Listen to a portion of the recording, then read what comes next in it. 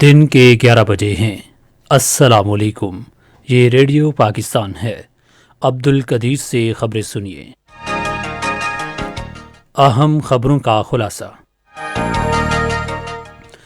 وزیر خزانہ نے کہا ہے کہ عالمی مالیاتی فنڈ نے توسیع قرض پروگرام جاری رکھنے پر آمادگی ظاہر کی ہے۔ الیکشن کمیشن آج بلوچستان میں بلدیاتی انتخابات کے لیے امیدواروں کے کاغذات نامزدگی کی جانچ پڑتال مکمل کرے گا۔ عرب لیگ نے عالمی برادری پر زور دیا ہے کہ وہ مقبوضہ بیت المقدس میں اسرائیل کی غیر قانونی پالیسیوں اور جارحانہ اقدامات کے خلاف کارروائی کرے۔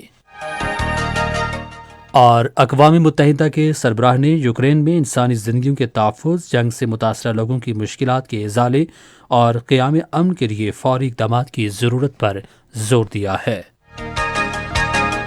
اور اب خبریں تفصیل کے ساتھ۔ وزیر خزانہ مفتاح اسماعیل نے کہا ہے کہ بین الاقوامی مالیاتی فنڈ نے قرضوں کے توسیع پروگرام کی بحالی کے لیے آئندہ ماہ کے وسط میں اپنا ایک مشن پاکستان بھیجنے پر اتفاق کیا ہے۔ واشنگٹن میں پریس کانفرنس سے خطاب کرتے ہوئے وزیر خزانہ نے کہا کہ انہوں نے اپنی اقتصادی ٹیم کے ہمراہ IMF، عالمی بینک اور IFC حکام سے مفید بات چیت کی ہے۔ انہوں نے کہا کہ موجودہ حکومت IMF کے ساتھ گزشتہ حکومت کی جانب سے کیے گئے تمام وعدے پورے کرے گی۔ وزیر خزانہ نے کہا کہ پاکستان گزشتہ 70 برسوں میں کبھی دیوالیہ نہیں ہوا اور مستقبل میں بھی نہیں ہوگا۔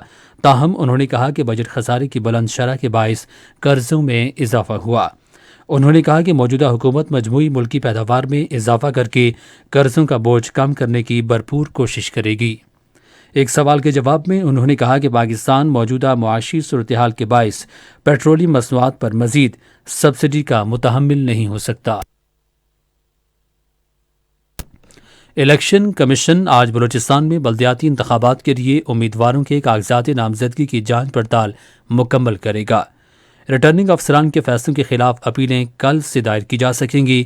ریٹرننگ افسران اپیلوں پر 29 اپریل سے 6 مئی تک فیصلہ کریں گے۔ امیدواروں کی نظر ثانی شدہ فہرست اگلے ماہ کی 7 تاریخ کو جاری کی جائیں گی۔ بلوچستان کے 32 اضلاع میں پولنگ اگلے ماہ کی 29 تاریخ کو ہوگی۔ پاکستان نے بھارتی وزیر اعظم کے بھارت کے غیر قانونی زیر قبضہ جموں کشمیر کے دورے کو مسترد کرتے ہوئے اسے مقبوضہ علاقے کی صورتحال کو پرامن دکھانے کا ایک ڈھونگ قرار دیا ہے۔ دفتر خارجہ کے ترجمان ناصم افتخار احمد نے ایک بیان میں کہا کہ 5 اگست 2019 کے بعد بھارت کی جانب سے مقبوضہ جموں کشمیر کی اس صورتحال سے دنیا کی توجہ ہٹانے کے لیے اس طرح کی کئی کوششیں کی گئی ہیں۔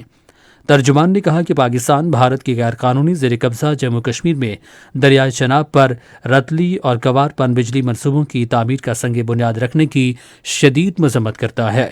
انہوں نے کہا کہ بھارت کی جانب سے شروع کیے گئے رتلی پن بجلی منصوبے کو پاکستان نے متنازع قرار دیا ہے اور کوار پن بجلی منصوبے کی معلومات پاکستان کو فراہم کرنے کے معاہدے پر بھارت نے تاحال عمل درآمد نہیں کیا۔